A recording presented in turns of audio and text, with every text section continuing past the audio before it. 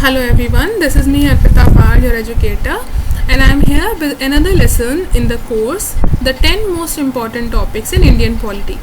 This course will be beneficial from GS Paper 2 point of view for your UPSC Civil Services examination. But before beginning, I have an important announcement for you all. You can subscribe to our YouTube channel Arpita Sharma Classes to get the daily Hindu news analysis and analysis of important international organizations, daily MCQs for your prelims preparation, strategy classes for UPSC CSE, polity classes, important Indian polity topics classes, economics classes, economics MCQ series and whatnot. You can press the bell icon and never miss an update. Also, Arpita Sharma ma'am is making live plus courses on Unacademy Plus. So you can use the code SHARMA20 to get 10% discount and reap the benefits. Let's begin. In this lesson, we will be discussing about the rule of law and equality or equity. In polity, equality means equity. Okay? इस chapter में हम लोग rule of law और equality या फिर equity के बारे में बात करेंगे. क्या कॉन्सेप्ट होता है, अगर हमें इसको लिंक करना है फंडामेंटल राइट्स के साथ तो कैसे करेंगे, ये सब हम इस लेसन में डिस्कस करेंगे. Now once you understand this topic, half of the portion will be understood by you. अगर आपने ये टॉपिक समझ लिया, आपको इजीली समझ आ गया, तो पॉलिटी का 30% पार्ट तो आपको वैसे ही समझ आ जाएगा. Let's begin.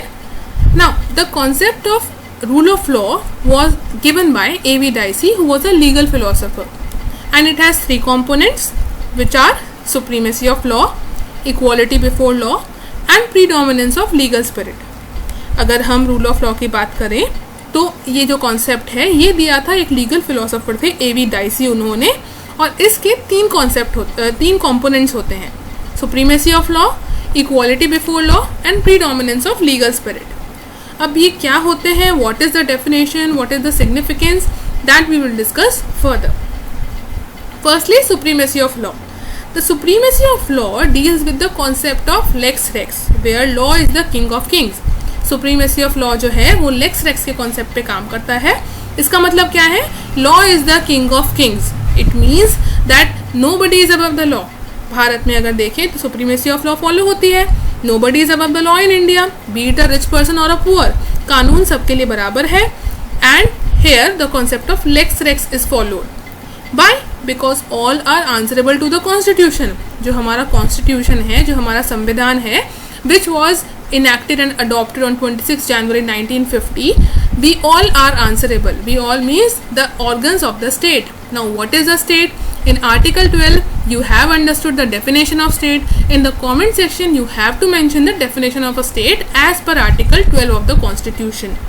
So, coming back, so the organs of the states such as the judiciary, legislature and executive, all are answerable to the Constitution. That is, nobody is above the law. Now let's understand this with an example. Suppose अगर एक country है और वहाँ के जो prime minister है, या India की बात करें, अगर हमारे जो प्राइम मिनिस्टर हैं वो कोई ऐसा लॉ बनाना चाहते हैं जो कि बहुत ज़्यादा डिक्टेटोरियल है या फिर बहुत ज़्यादा डिस्पोटिक रूल है या फिर ऐसा कानून है जो कि भारत का अहित करेगा, तो वो ऐसा कानून अगर सपोज उनके पास मेजॉरिटी भी है लोकसभा में या राज्यसभा में या पार्लियामेंट में, अगर उनके पास मेजॉरिटी भी है तो भी वो ऐसा कानून नहीं बना सकते. क्यों? क्योंकि पहली बात तो ये हो सकता है कि उनको जुडिशरी रोक दे, या फिर उनको प्रेसिडेंट जो है एक ऐसा बिल अगर कोई प्राइम मिनिस्टर लेके आए तो उस पर साइन ही ना करें. और अगर ये सब भी हो गया तो सबसे बड़ी बात यह है कि they all are answerable to the constitution. संविधान के अगेंस्ट आप नहीं जा सकते. ऐसा जो डिस्पोटिक रूल है भारत में पॉसिबल नहीं है, because in our country supremacy of law is followed. तो either one organ will criticise the other will have the power to keep a check and balance on the other, and that is how democracy like India cannot be converted into a dictatorial regime. Next is equality before law. Equality before law is basically a British concept where all are treated equally and likes are treated alike and nobody is discriminated against. इसका क्या मतलब है? It means कि हर कोई कानून के सामने बराबर है. सबसे बड़ी बात तो ये है कि कानून सुप्रीम है हमारे यहाँ, या कॉन्स्टिट्यूशन सुप्रीम है, या फिर जो लॉ है that is supreme. Secondly, in the eyes of law, everybody is equal. All are treated equally. Even a president is similar to a common man in the eyes of law. एक common man और जो president है वो बराबर है कानून की आंखों में, कानून की नज़रों में. आप उनमें discriminate नहीं कर सकते. Because of the concept of equality before law in India which is a British concept, या फिर हमने ये ब्रिटिश जो कॉन्स्टिट्यूशन है वहाँ से लिया है the concept of equality before law. Next is the predominance of legal spirit. What does it mean? Predominance of legal spirit का मतलब है कि पूरे भारत में जो भी कानून है वो माना जाए. जैसे कि सपोज इफ द जज of a high court in Rajasthan publishes an order or orders something against a person living in Delhi, then that does not mean that the person living in Delhi can deny that order on the basis that no, I am not a resident of Rajasthan, so I won't accept that order or I won't agree to it.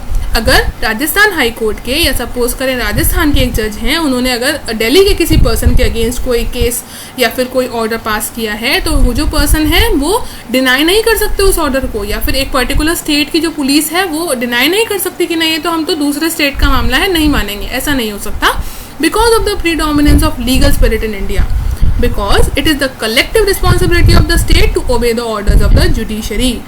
And had there been no rule of law, it would have led to जंगल राज. अगर भारत में कोई rule of law नहीं होता तो जंगल राज हो जाता, या फिर अगर किसी भी कंट्री में रूल ऑफ लॉ नहीं होगा तो वो जंगल राज हो जाएगा. जंगल राज का मतलब क्या है?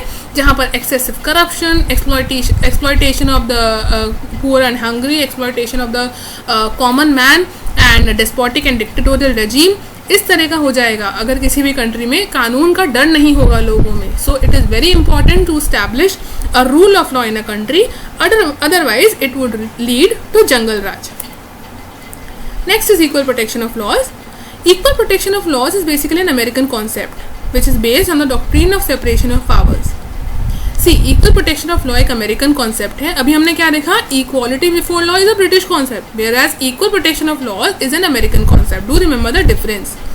It is based on the doctrine of separation of powers. Separation of powers is कि जितने भी 3 ऑर्गन्स है स्टेट के, लेजिस्लेचर, एग्जीक्यूटिव एंड जुडिशरी, उनके बीच में सेपरेशन ऑफ पावर्स होगा. पावर्स जो है इक्वली बांट दी जाएंगी and nobody can interfere in each other's matters. For example in America the judiciary cannot interfere in the matters of legislature, or executive cannot interfere in the matters of judiciary, and vice versa. Okay. Next is equality and fundamental rights. Now we will have to link the equality with fundamental rights. Why? Because Article 14 to Article 18 is right to equality. I hope you have read fundamental rights till now. तो fundamental rights आपने पढ़ी होंगी, तो आपने देखा होगा कि article 14 से आर्टिकल 18 हमें राइट टू इक्वालिटी प्रोवाइड करती है. तो आर्टिकल 14 क्या कहता है? That equality before law and equal protection of law provide होना चाहिए इंडिया में. The state shall not deny to any person equality before law और equal protection of laws within the territory of India. अब ये जो right है, if you understand the importance, सबसे पहले तो ये स्टेट के अगेंस्ट है. Now what is a state? आपने आर्टिकल 12 पढ़ा ही होगा कि स्टेट की डेफिनेशन क्या है. हम पढ़ चुके हैं, पहले लेसन में हम डिस्कस कर चुके हैं. तो ये जो राइट है ये आपको स्टेट के अगेंस्ट मिलती है, इंडिविजुअल के अगेंस्ट नहीं.